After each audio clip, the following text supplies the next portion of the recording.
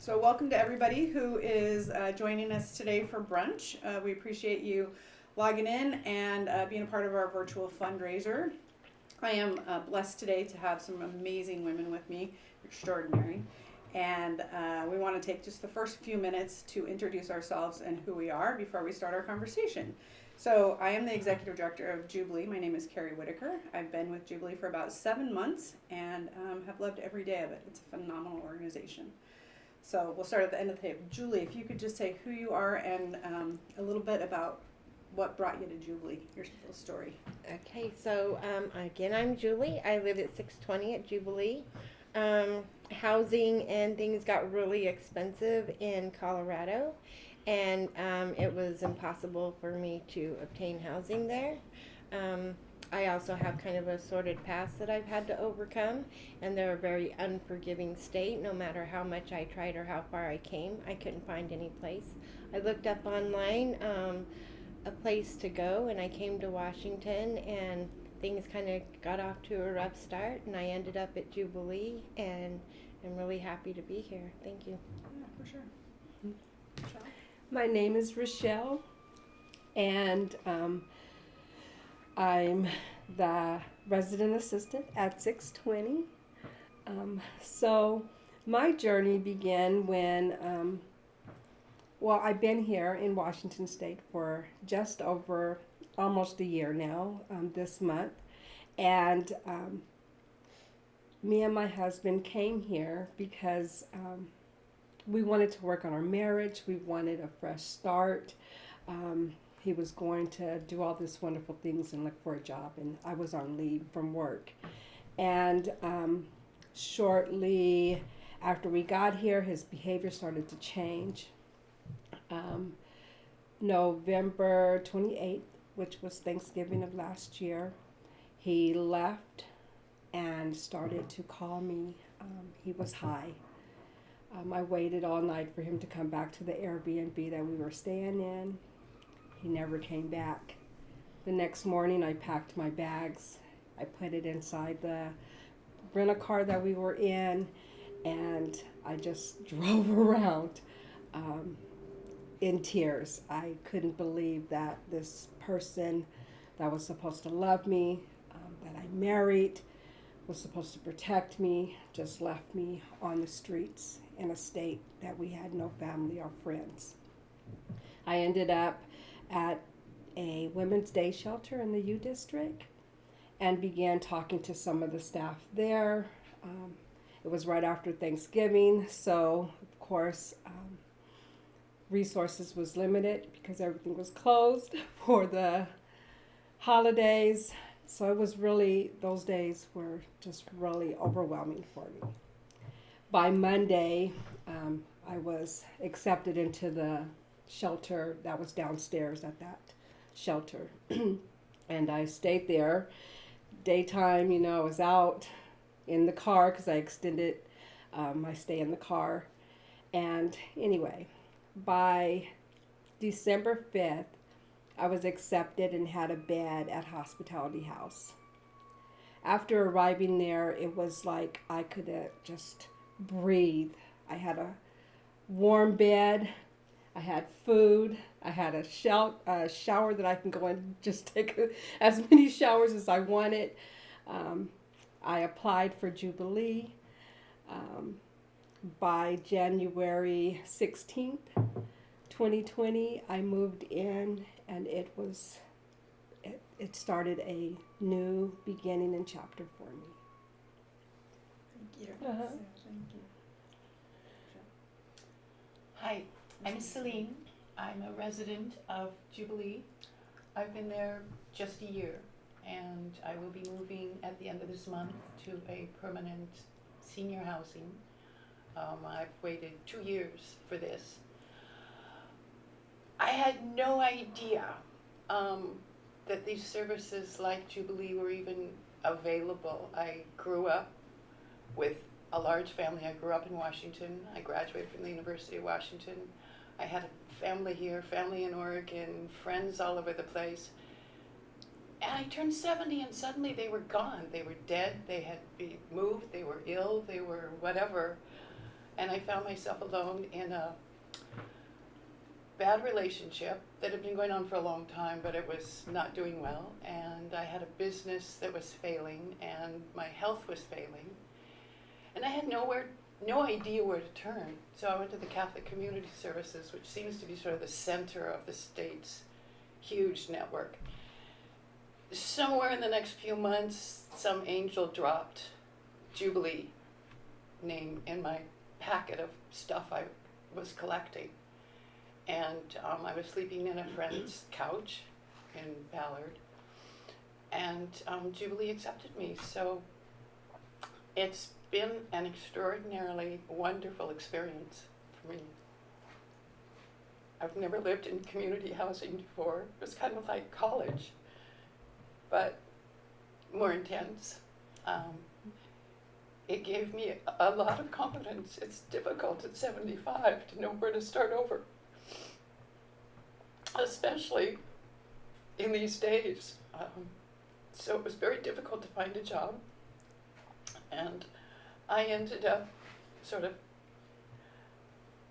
basically starting over with a whole new idea, and how to support myself without having to go to work out there, as I've always done, and pay full price for the apartment, which I've always done, or buy a house, which I did. So Jubilee's allowed me to look at the world in a whole different way, how I can take care of myself on my own, pay my own way, and develop my artistic capacity. And so I'm eternally grateful for this sojourn in this community living. It was really an extraordinary experience, and I'm so grateful. Thanks. Thank you. Yeah, thanks. It was lovely, Celine. Yeah. Molly? Hi, I'm Molly Harney. I'm the new program administrator here at Jubilee. I've been here about a month exactly, and I'm just so excited to be a part of this program and to empower and be empowered by all these women around me. It's been a pretty incredible process so far. Perfect. Good. So Celine kind of hit on what it means to be at Jubilee. What's important about the program, right? And as the ED, the thing that's important to me is empowering the women that live there. As I said in our video, we're an unstoppable force if we can all just work together, right? Mm-hmm. So can you guys talk a little bit about what you've taken from the program, what you value about being a part of the Jubilee community? So for me, because partly because of the choices that I made in my life, and some things outside of my control, I felt very like I didn't fit in anywhere. I felt like this was going to be my last stop. If I didn't make it here, then I wasn't going to make it, because I just got on disability, and having to find out some new limitations, and I can't be as productive as I used to be. I started losing a lot of self-confidence, feeling really low about myself, and socially awkward. When I came to Jubilee, I kept waiting for the news that I have to leave. I never did unpack my room all the way for the first while that I was there. I always left boxes in my car just in case I had to leave, just in case something happened. Then one of the staff members told me that I belonged and that this was my home and that I was part of a Jubilee family, and that, I could just take my time to heal, and just reassured me about who I was. Some of the classes and the activities that we have at Jubilee are kind of designed to empower us and to teach us up-to-date skills. So we learned Excel, Word, community living, like even our acting classes with Seattle Rep were good, like how you enter a room, things that you would think about in any social setting. And it's funny because we have such a diverse group of women there at any given time that you would think, oh no, all heck's gonna break loose with all these attitudes. I know I do. And stuff. Like we keep waiting, but it's funny when one person is down or feeling less than or has a problem. It's amazing how quickly that house comes together, how quickly they surround the one that's feeling down or hurt or is going through something really tough. And all those differences and little pick and peck things, you know, that you do from living with sisters, right? Right. Just kind of melt away. And when I saw that and so when people first started caring about me, I'm like, what are they caring about me for? They're just blowing smoke at me, you know, whatever. They get paid to say that. But then after seeing it reinforced so many times, it becomes genuine. And sometimes, like when I'm down, I think I can't help anybody. I have nothing to give. I have absolutely nothing to give. Who wants anything from my life or that I have to offer? And you find out really quick that you always have something to offer. You know, you always have a gift. One of my dreams coming from Colorado was I was going to start beehives and help our ecosystem, and people kind of guffawed at me for that until I came to Jubilee. It was one of the things I asked for because we get Christmas presents. So some people, because they're very kind and they want us to make it feel like home. And I asked for a beehive and staff so I could get started with my dream, right? And I didn't really think I'd get it, even though I wrote it down a million times. And I surely got it. And I got staff behind me, helping me try to realize and take the steps to get through, to reach my dream. So not only have I been able to realize and think that my dream's not just a pipe dream, that it's actually tangible. I also learned like real life skills too, like how to interview for a job, how to talk around the barriers, a lot of mock interviews, which I kind of think are fun. And, you know, what kind of jobs can you do? There's so many different things, like we learn how to sew, things like that, cooking, whatever, that if you don't know what your interest is, because I also come from an abusive relationships as well, and you kind of lose yourself. You're like, I don't even know what my favorite color is. I don't know what I'm good at or what I'd like to do. But this gives you a chance to explore so many different options, to find out what resonates with you, to find out what your strengths are. And if you're slow to see them, staff is quick to point out, you know what, I see this in you. When I look at you, I see this. And it's empowering, and it makes you feel good. And it makes you feel like you have something that you can pass on to the new person or the next person or someone that's feeling down. So anyway, I'm just really blessed to be here, and thanks. That was beautiful. Thank you for sharing. Yeah, that was great. It was. Makes us sound really cool, Julie. We are really cool. We're going to sign up. Do you have Come on anything to down, add to that, we'll Rochelle? know you. Yes, well, it means the world to me to be here. I have a little cheat sheet because sometimes I can get like diverse. So it means the world for me to be here at Jubilee. I come from a background of many different hats. So being on the other end of needing some services or extra support to get me back to the place I want to be is really like vulnerable for me, because it's like I shouldn't be the one that need to ask for support and help.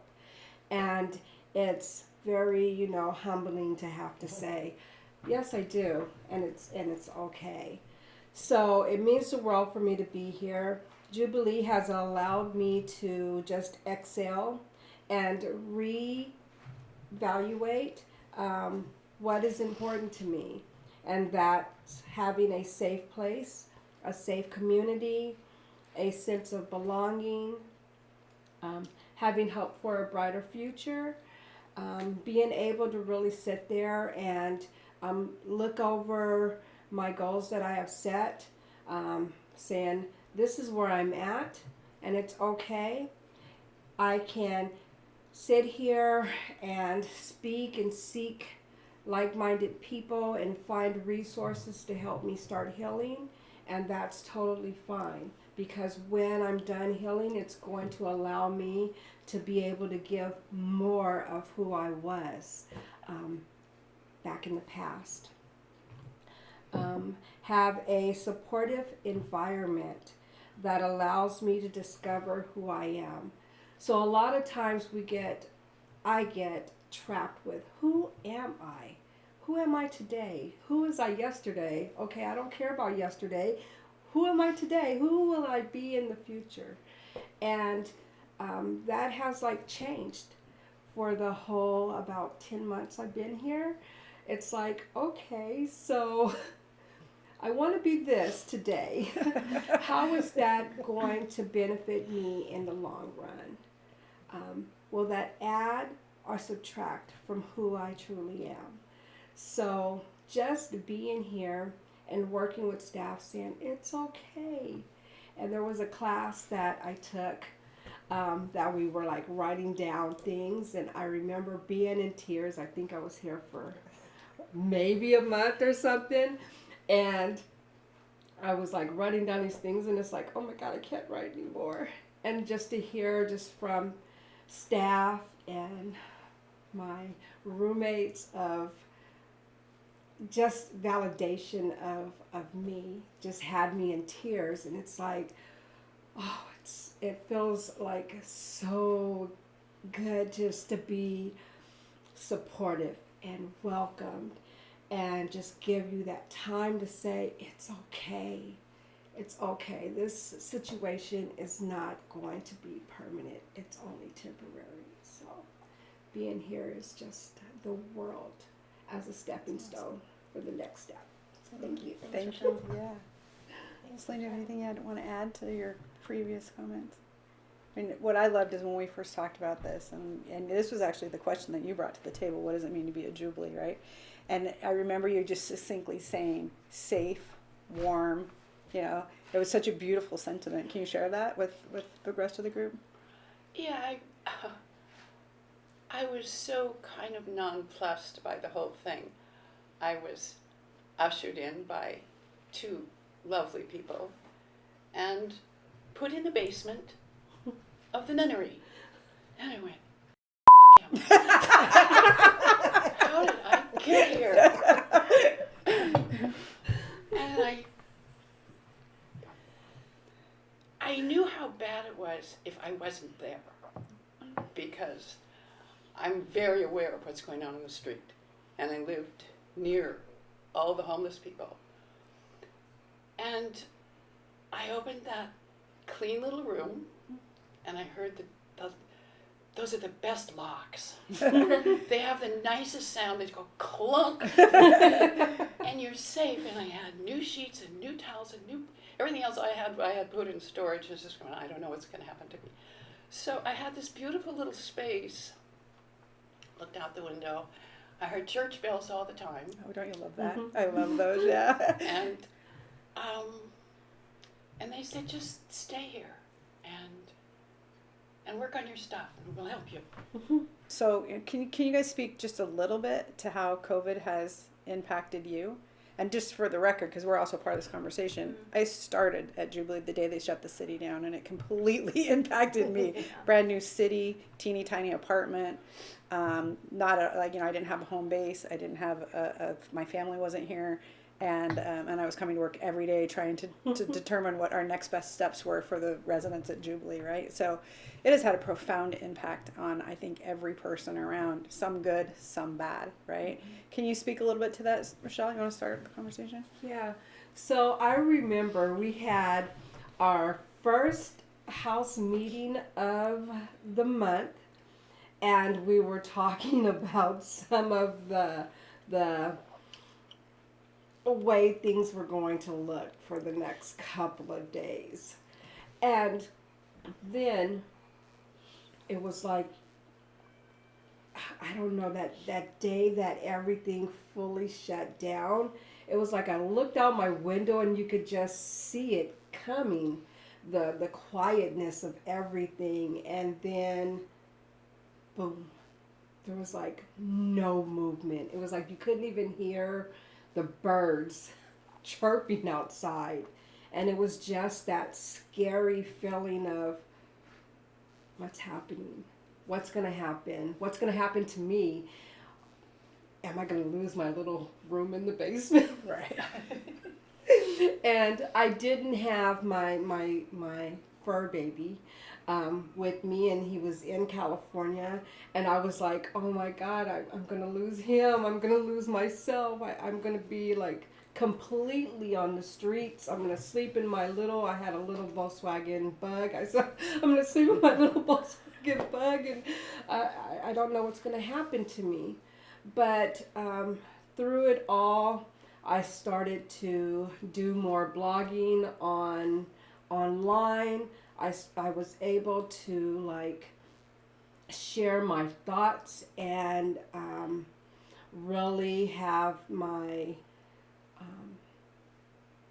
previous coworkers and friends and college friends, you know, I would address these certain issues of what's going on and where you're at, how is the environment where you are, and I just really led some really good conversations and was able to do a little poet writing myself, and then George Floyd hit as well, so that added more intensity for me at that time, having colleagues and friends from all over the world that was really impacted, as well as my family members that are impacted as well. So it was just like really overwhelming, and being able to really get out there and take a stance and be able to use my voice that I have to be an inspiration to a lot of other different people, and then to be inspired by them as well. And through all that, I was able to go and get my fur baby, get him approved to come and stay here with me. So I was like, oh my God, my baby is here. And so we were able to go and discover like some parks, and we found some very beautiful parks here in Washington. So it was just like one of the residents was like, oh my goodness, you should put that on your resume, Park Finder. I was like, oh, you're so funny. But it was just like we found so many just beautiful places to go, and that has really helped with not being as lonely as many people have been, because I was able to go and do FaceTiming and engage in other conversations, and it just felt right, but it was also a very Stressful time. yeah. Yeah. Yes.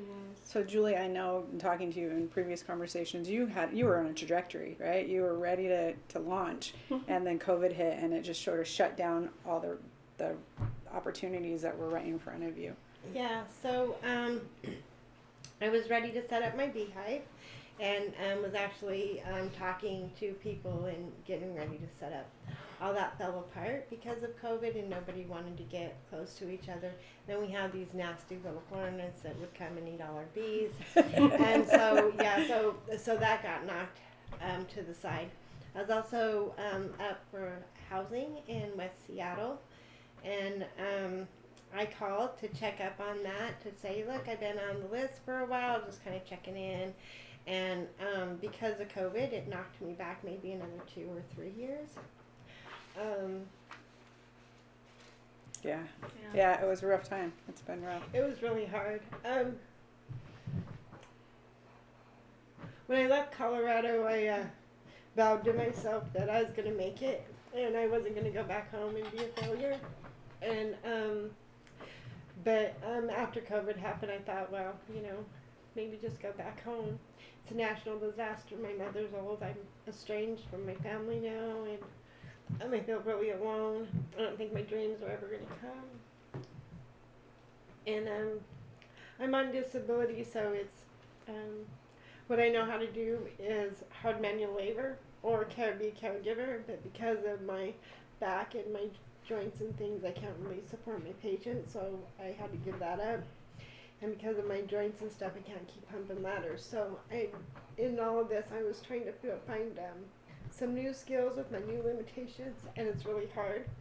I have Bell's palsy, and I'm on Medicare and stuff, so it's hard to get care during COVID right now, or feeling safe about it. So yeah, it just kind of threw a wrench in my stuff. I'm thankful for staff that's kind of helping me work through that and not feel so much like a failure, and help me to Right. keep believing that it's coming. It's coming. It's coming. Yeah. And you're not a failure. It's coming. You're We got, this just is a blip. success. This moment is just a moment in time, right? And for the three of you, it's just a moment in time. You've all had extraordinary lives, and you're extraordinary I women. just don't know if I can. If you can make it to the next. No, I can make it. I just I can't go back to where I was before I came here. No. I don't have that in me. Good. Well, you've grown past that too. You're different than you were before then. You've grown so much, and I think we're getting over that blip. Get over the blip, exactly. Yeah, and I think, in talking to all of you, your hopes of being an artist, you have big plans of traveling and education and like phenomenal stuff. And Julie, your bees are you're gonna rock the free world with your bees once we find a place to put them, right? Which is what we're working on right now. So if you want, you can talk a little bit more about your hopes and your dreams, but I think we've kind of covered that, right? It was one of the things we were going to talk about, but I appreciate you sharing with the group and with us just how hard it's been to achieve those hopes and dreams in this moment in time, right? I would love for you to talk a little bit about the barriers to safe and stable housing in Seattle, right? Because it's so much bigger than just rent, right? And I think it's important for people to understand and know, with people who are experiencing homelessness or in homelessness, that it's so much more than just the $1,500 you need for an apartment, the complexities of the system we're working in. Would any of you guys like to share some of that experience? I had no idea where to start, really. So I think I found a Seattle guide, one of those little books that's about this size, and I just started going through it and making phone calls, and then you keep getting references to other phone calls, and I ended up at a senior center. And what has impressed me all along is the number of generous, caring people in the world. I had no idea that there were so many people committed to this. And so that's been a really pleasurable experience. I've had some really cool people. Finding homes for the elderly is just getting weirder and weirder and weirder. I'm lucky that I refused to get old until I finally had to admit it, that I needed a little help. That the barriers that are put in place for somebody who's experienced trauma or crisis to get back on their feet, right? We know that once somebody becomes homeless, it's 10 times harder to find that first and last and deposit. It's 10 times harder to regroup and ground yourself and move forward. And we know that the waiting lists for housing are 2 to 3 to 4 years long, right? Or longer, right? Or longer. And then you add fixed income, and it becomes so complicated, right? And you hit on some of the things that I had wrote down.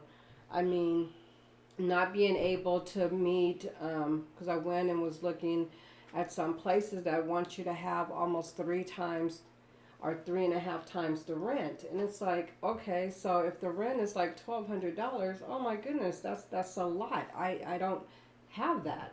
I have almost barely 2.5 or 2 times the amount. That's unrealistic. But for the sake of time and the sake of this phenomenal conversation, let's move to what makes us extraordinary, right? Yeah. This is all about being extraordinary and support the women of Jubilee who are extraordinary, right? So to end the conversation on a really cool positive note, can you tell me about a woman in your life who you think is extraordinary, what it means to be extraordinary, and what about you is so extraordinary? Julie, you want to start us off? You've been quiet down there. She's processing. I was listening. So, one of the most extraordinary women in my life, of course, I know every girl probably says this, but is my mom and my grandmother. So, my grandmother, her and her my ancestors crossed the plains with the Mormons, right? Oh, wow. And so they lived in really, really hard times, like no shoes, having babies on the Oregon Trail, and taking all their belongings and shoving them into a covered wagon and throwing out sentimental things to follow something that they believed in their hearts to be true, that no one else could take from them. And no matter how hard it got, or how many people were dying, or how cold it was, they never gave up, and they kept going. And so I've moved probably something absurd, like 42 times since 2010. And just because I can't have, anyway, the housing thing. But I've been told when we were at a parking place that I was the happiest homeless person that they had ever met. That I just had a great outlook, and I sometimes when I feel like I just can't go any further, or I'm like I just want to give up. I feel like I'm the brunt of the universe joke or something. I see my grandma's little picture sitting on my desk, and I'm like, look what she had to go through, and look how many times she had to move, and look at how long they had to walk and take care of their children and stuff. You can do this, so that's where my strength comes from. I think what makes me extraordinary is no matter how many negative things happen in my life, I'm going to try really hard not to become bitter, and I always have compassion. So I have 3 people. My mother and Maya Angelou. And I picked them 2 because their backgrounds are so similar. They had to overcome so much. My mother having overcome so much. That's all I'm going to say. They are 2 just strong African American people that have evolved from tremendous setbacks, hardships, childhoods that have just been unbelievable for people to have to come through. And I wanted to kind of share one of Maya Angelou's quotes. Stand up straight and realize who you are. That you tower over your circumstances. You are a child of God. Stand up straight.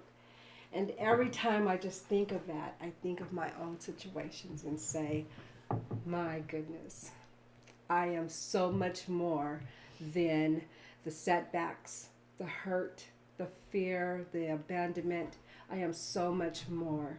And it takes me back to when I was graduating from Chico State, and I was able to speak, and I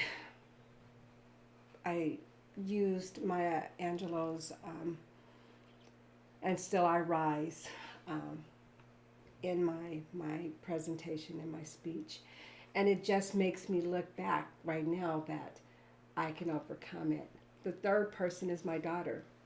My daughter's been married for 10 years to the same man, have 2 beautiful small children, and they just bought their first home. That's awesome. And I look at myself and say, that's my baby. Yeah.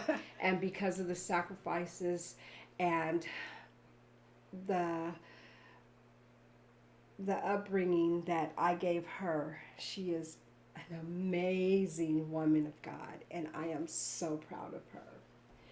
And so what makes me extraordinary is that because I dedicated years of education, guidance, support, and empowerment to other women to live the life that they plan, that's what makes me just stand out and just on top of everything. That no matter where someone else's situation is, I always look and see the full story and listen very carefully to how can I support you and help you be the best person you are. And if it's at the house, if I see someone down, I mean, I'm just like, oh my gosh, I want to help you so bad. How can I support you? What can I help you with? Let me take off some of the burden that you have and let me have it and help you find other means of getting that support. So, yeah. Right. Celine. I too come from a very interesting, powerful line of women on my mother's side. But I think the most extraordinary woman in my life this time, and I've met quite a few, is my Tibetan meditation teacher, Tamala Kusho Sakya. She was raised in a small village in eastern Tibet, and she was very well educated. She was educated like a boy, for some reason, in a monastic situation. And she eventually married a prince in Tibet. He would have been king had it not been for the Chinese invasion. She had never seen a person with blue eyes. She had never seen a car. She was put on an airplane after she'd been married for a couple of years. After they escaped, there's a book about her escape from Tibet. It's quite fascinating. She was pregnant on a horse with 2 children and her husband escaping over the mountains of Tibet. There's a woman for you. Arrived in India, was sent to America due to a Rockefeller grant with her family, several relatives, established in the north, near the University of Washington, learned English well enough to have a job, had 2 more children. So she had 6 children altogether, lost 1. And she and her husband established an entire community and built a Tibetan church, taught thousands of people how to meditate. She's been around the world about 5 times. She's 85 now. She has since buried her husband, and she still just keeps going. And I've talked to her regularly, and she said, just keep giving, just keep going and keep giving and keep holding to your faith. And there is something about the woman, if she does this, you feel it for weeks. There is a gentle power there that is so extraordinary. And she has pervaded my life and many other people's lives and helped me integrate all manner of things. So she's just one of us, and I'm so grateful, thankful. And I'm thankful for all the people I've met at Jubilee, because every woman that I've met at Jubilee is extraordinary. Thank you. So we're about done with our time. First and foremost, thank you all for being here today and sharing what you've shared. It means the world to us. I appreciate it. I appreciate each of you. The resilience, the strength, your hope. It's amazing what you guys have overcome to be here today. So thank you so much. I appreciate it. Thank you. Yeah, for sure. I'm not doing much compared to what you guys have been through. And to those people who are watching right now, again, this is your invitation to give to something extraordinary, which is Jubilee and the woman that we're serving. So please open your pocketbooks and donate and give to an organization that provides the strength and the courage and the structure that women need during the blip in their life, during that moment when they have to get over that hurdle to become the best version of themselves they can be. So thank you so much for joining us today. Girls, we get to finish brunch now. And to everybody out